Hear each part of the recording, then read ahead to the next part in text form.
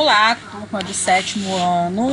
Mais uma vez estamos aqui para ajudar vocês na produção da atividade que está lá no GEP.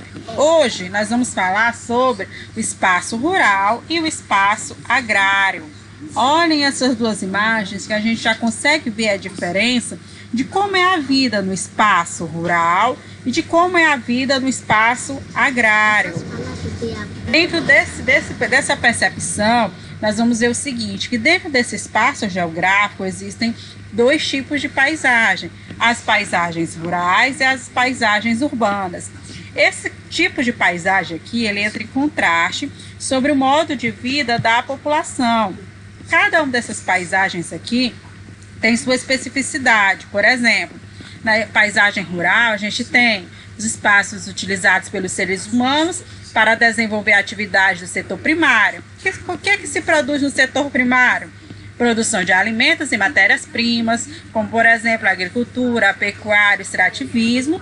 Que seria essa questão da matéria-prima? É aquilo que serve de base para a produção de algo que venha a ser no futuro industrializado.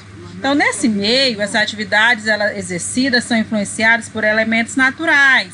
Vai ser o clima, o próprio relevo, o solo.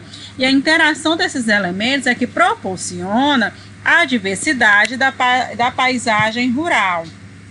Olha só, nós temos aqui duas atividades que são consideradas primárias, que são base justamente da produção agrícola e da produção pecuária. No caso aqui na primeira imagem, nós temos uma plantação de algodão e aqui nós temos na segunda imagem a criação de gado, a questão da agropecuária. Na primeira imagem nós temos um exemplo da agricultura e na segunda imagem nós temos um exemplo da pecuária.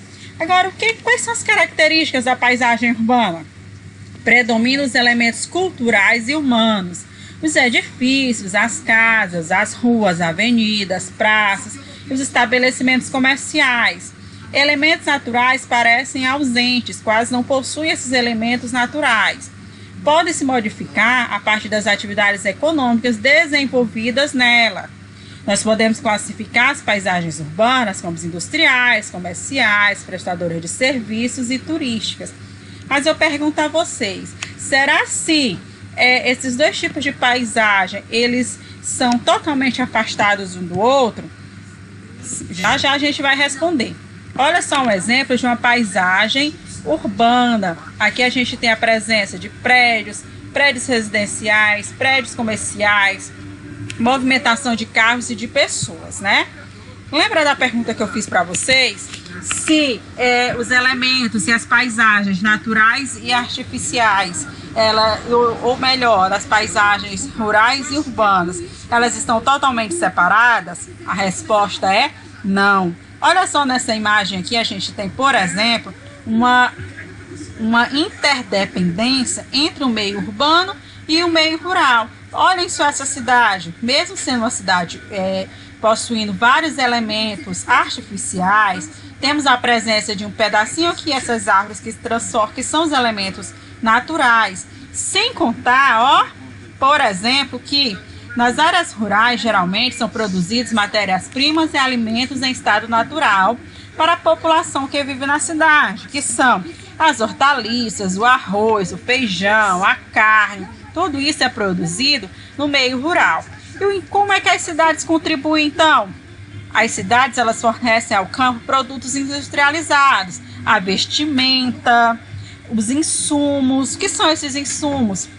São produtos utilizados na produção agrícola, o maquinário, que são utilizados na questão da colheita, da plantação de alguns elementos, ok? Espero que vocês compreendam. Leiam o texto que eu coloquei lá no GEP e façam a atividade, ó. E não esqueçam, fiquem em casa e até logo. Tchau, tchau.